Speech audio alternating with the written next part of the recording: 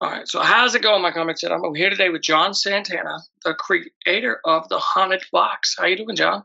I'm doing good, Cody. It's good to be on your show. Yeah, man. Uh, what's the Haunted Box about?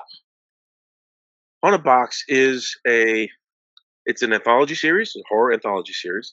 It's about a mysterious box that shows up to a protagonist, to a character that's in the little short, and it happens to have exactly what they need to solve their big problem. Hmm. It's with a catch. They have to kill one person. They have to take one life. Doesn't matter who. The box just wants blood. So the anthology series is about different characters in different stages of their lives, different levels of grief or need, coming to terms with this gift and determining what they're going to do with it. Am I really going to kill somebody to get this gift? Um, and there's a lot of different rules of the box that sometimes they don't realize until after they've opened it, such as, well, if you use it and you haven't killed anybody, you can still get the benefit from it. But every day that goes by that you don't kill somebody, your life will be cursed more and more and more and more until you're forced to kill somebody.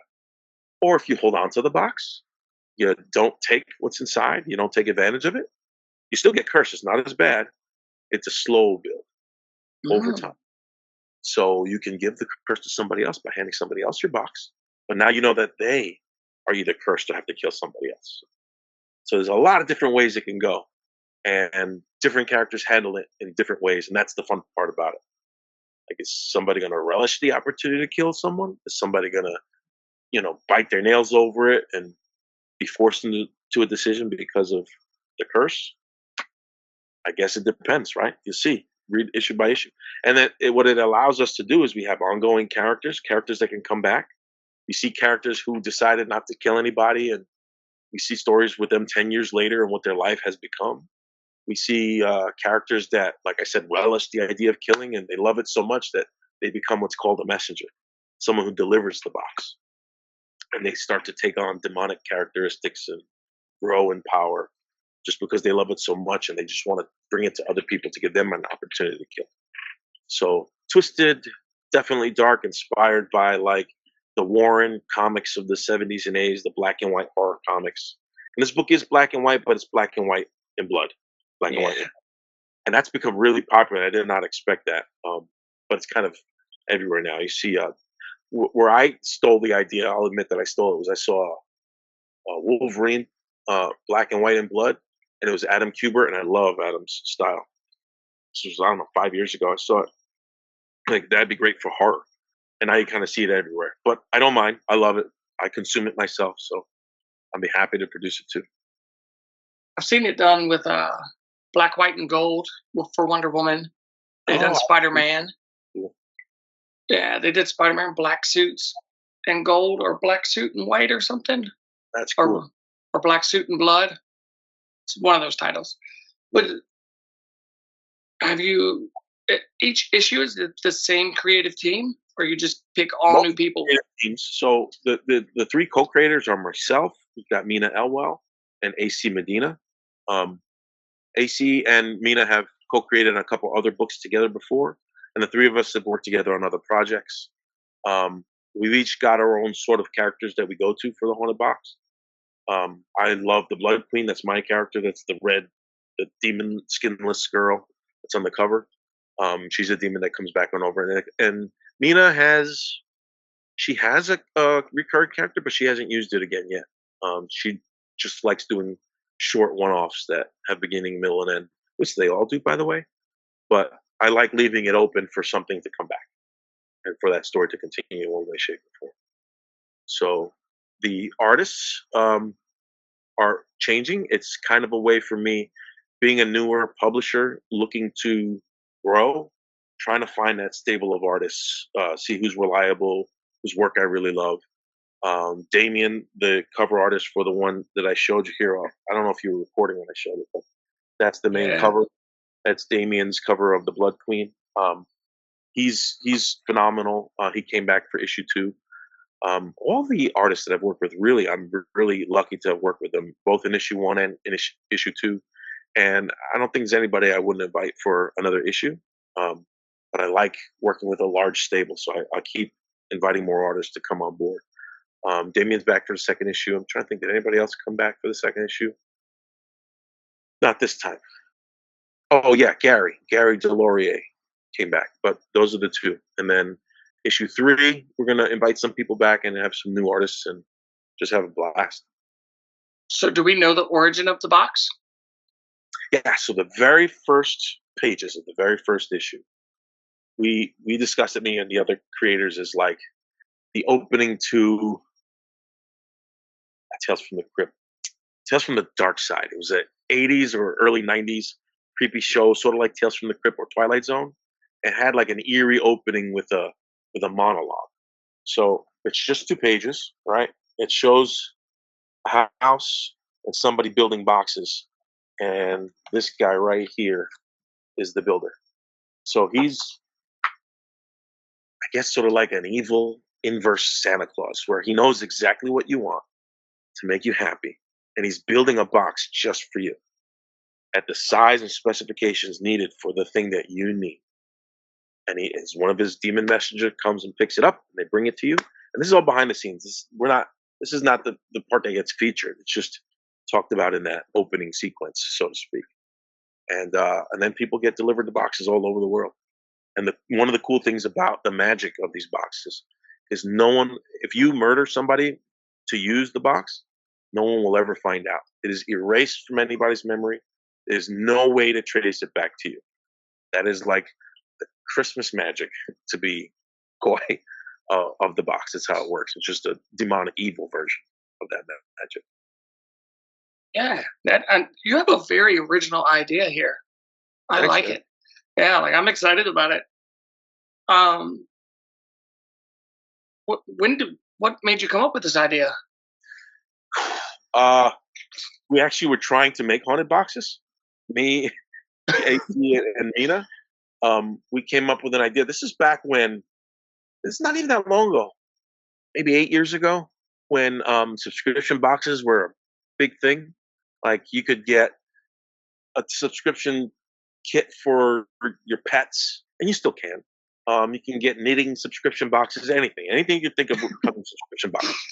So we're like, what if we could just haunt people's houses with the contents of a box? Let's send the box to their house, and it comes with instructions on how to unhaunt your house. Because now that you open the box, you're cursed, your house is haunted, and people will be scared, and we really want to creep people out. And there's like, we came up with like a bleeding candles and incantations that you would say, and creepy dolls and all kinds of things. Um, but we were so excited by the stories behind the objects. And once we transitioned to starting to think about the logistics of creating a subscription box series that was based on a story that could be picked up like a comic book anywhere, because all 3 of us are comic book writers. Like you pick up three boxes in a row, 3 months in a row, and that was a story in and of itself.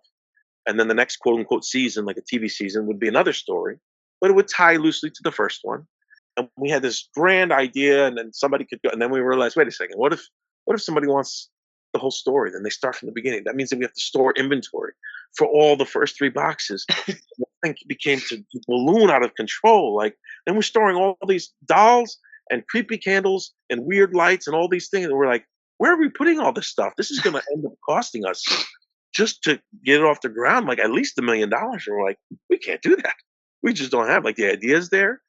The process was put in place, but once we did the math on it, we're like, we need a huge influx of money for this to work. So we're like, okay, we still have the idea. Let's focus on just stories. And so we switched it over to comics, thinking that we'd go back to the subscription box, but they're just not as hot anymore. Nobody really is excited about subscription, as far as we know. It's not like the cool thing anymore. It kind of lost its heat. So now we just focus on the comic, which is what we love anyway. That was our favorite part, writing the stories and creating the characters. So that's what we get to keep doing. Have y'all thought about kickstarting a physical box? We did, and it failed miserably. The only Kickstarter I've ever failed at in my life. Was shocked, but it was a different, unlike comics, it was a different, not genre, that's the wrong word. It's a different fan base, a Mm, different group of people, a different group of consumers. and I wasn't ready to market to that group. And I used the same consumer group that I was used to, the same marketing tools that I used for comics, and it just fell flat in that area. I probably looking in hindsight, I probably should have probably marketed towards like board games, that type of thing. Maybe that group would be interested in receiving physical items and looking through them and solving puzzles and stuff. But it was a learning. It was definitely a learning tool. We definitely learned a lot from it, and we have everything we need in place to start it again, except the money. So if the time comes, we would love to continue with it. Or you could add it on to like a Kickstarter, like an add on, like, all right, there's only 50 of these or 25 or what have you. Yeah. So I do have an idea for some of the stuff that shows up in the boxes in the comics and creating an actual physical version of it as an add-on or a stretch goal. Yeah. Like the origin of the Blood Queen shows up in the first issue, and her object that she opens up is there. It's a really cool one, but I don't want to spoil it because it's not what it seems. A lot of the gifts that the characters get aren't exactly what they seem like. I'll give you some examples. So on Honabox 2, we had a writer by the name of Jamie Freevale. She's really awesome. She came up with so as an actress that can't land a role in Hollywood. So she gets a box on her front door. She opens the box and it's a pen, just a beautiful silver pen. So what am I supposed to do with this? She finds when she writes with the pen, she writes the most amazing dialogue, the most amazing scripts with this pen. And she goes to sell the script in Hollywood, and she's like, "This can be a star vehicle for me. I can be a star based on my writing." And it doesn't quite turn out that way, as you might imagine, because she's got to kill somebody, and one thing leads to another. And that's an example of what you might find in a box that is totally unexpected. It doesn't seem scary at all. It's a pen. What is this going to do? But what that object leads to in that person's life is what matters. I mean, we've got one that's the socks. I mean, the box is about the size of a suitcase, and the character opens up and it's a bear trap. I mean, lots of weird stuff. Lots of weird stuff inside the boxes. So does it end like how Tales of the Crypt or what was that other one, Twilight Zone? Like, since you said it was a pin, like she'll either go blind or like lose her hands or something Yeah, like absolutely. that. Very much like an ironic ending. That's what we go for. Twilight Zone is Okay. actually what we use in our pitch on our site. Our book is kind of like inspired by Twilight Zone in the way that the stories end. Usually an ironic sort of twist, sort of ending that is not always beneficial for, usually not beneficial for the main character. Have you started watching Black Mirror? That's another one that we said. So we basically said, if you like Tales from the Crypt, Black Mirror, Twilight Zone, that this book is for you. I like the black and white Twilight Zones. They seemed a little bit more scarier, Man, they were some really classic ones. A lot of them really stayed with me. And I like to take those concepts into, obviously, with a modern twist with the Haunted Box. So are you in comic book stores yet? No, I'm not in nationally distributed. When I'm in comic shops, it's because I've done signings there, or I've directly marketed to them. Like I've reached out and offered to have my books in their shops. So there's quite a few shops in the Northeast that have the Haunted Box one and some of my other books, but it's definitely not nationally distributed yet. What state are you in? I'm in New York. Oh, yeah. Upstate New York. So I grew up in the Bronx. So if anybody who's listening knows New York, and I say my dad worked in White Plains, so I told everybody my dad worked upstate. If you know New York, it's like 30 minutes north of the city. I now live an hour and a half north of the city, and I'm still in the southern tier of New York because New York is huge. So I live in the Hudson Valley, but I work in the Albany area, and New York is enormous. Are you planning on shopping this around any publishers?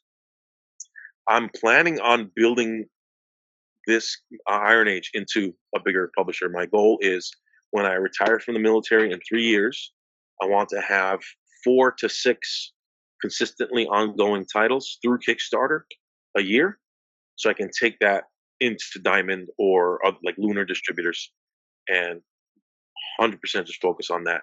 I'm branching out besides my own writing. So, like I said, I work with Mina and AC.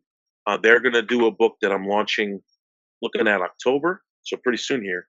It's a vampire horror series, but not anything like you've ever seen before. Completely different. This is post apocalypse. Like, end of the world has already happened. There's only a few humans left, and that's the only source of food for vampires. So it's like the vampires have got to like pour them all together and try to keep them collected safe for their own consumption. Because if the humans die, then the vampires die. So that's called Abattoir 6. And that's going to be a lot of fun. And we've got an amazing artist on it. Her name is Anna Weischek. And that's the first book that is 100% not having me on the creators team that I'm publishing. It'll be the first one. And from then on, I'm looking to look for more talent, looking to bring more in, usually using the Haunted Box as a launching pad for creative teams and trying to create more horror books focused just on horror in this 3-year time span. That's what I would like to do, create that niche, and then just rebrand Iron Age into a new name after that 3 years, go to the distributors, and like I said, hope to have 4 to 6 titles to start with. Are you going? Do you have any cons planned this year? This year, a local one. It's called Independent Artist Convention. It's in Fishkill, New York. There's also a couple of stores that I don't want to name because they don't have dates nailed down yet. So I don't want to get anybody either excited or headed that way, and I don't have the dates nailed down. But I plan to go on in 2 shops in New York and 1 in Massachusetts before the end of the year. So I'll share that with your Comics Chat channel when those dates arrive. Where can? And then New York Comic Con, a buddy of mine has a table, and I think I'll be there Thursday or Friday, or Friday and Saturday.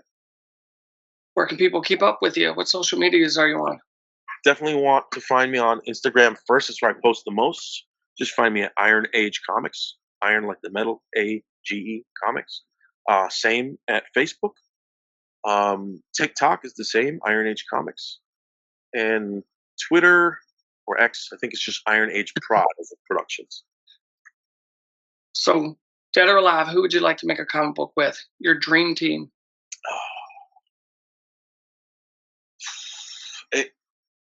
It's almost hard to say because I'm such a fan. I would love to do a book with Neil Gaiman, even though I'm a writer. So what am I going to do with Neil Gaiman? But I would love to publish something of his. Like be an editor on it and help with that. Frank Miller would be awesome. And the list just goes on and on. Like there's Right. so many. Like yeah, there's so many. Those would be the top. Neil and definitely Frank Miller. Okay. Is there anything you want to say before we go? Just keep an eye on Iron Age Comics. Make sure you're on our social media because we will be dropping links to what we're publishing on the schedule coming up. You don't want to miss it. The quality of these books is very, very high. I do want to show everybody what our quality looks like. This is our slipcase that we created for the Haunted Box. It's got a magnetic open seal, and the coolest thing about this slipcase is that it's got a die-cut window, so the character slides in and out when you open and close it. That's the type of love that we put into our stuff. The art is incredible. The writing is, if I'm allowed to say so, I think the writing is great. Not just my stuff, but the other writers that are on it. So definitely want to check it out. All right. Appreciate you taking the time to come talk with me. Yeah, I'm glad to be here. Thanks so much for inviting me, Cody. What? You mean you haven't subscribed to Comicchatauthority? Oh, come on. Subscribe already. What are you waiting for? It's no big deal. Like, man, don't forget to tell him to hit that like button. Yeah, that too. Just subscribe.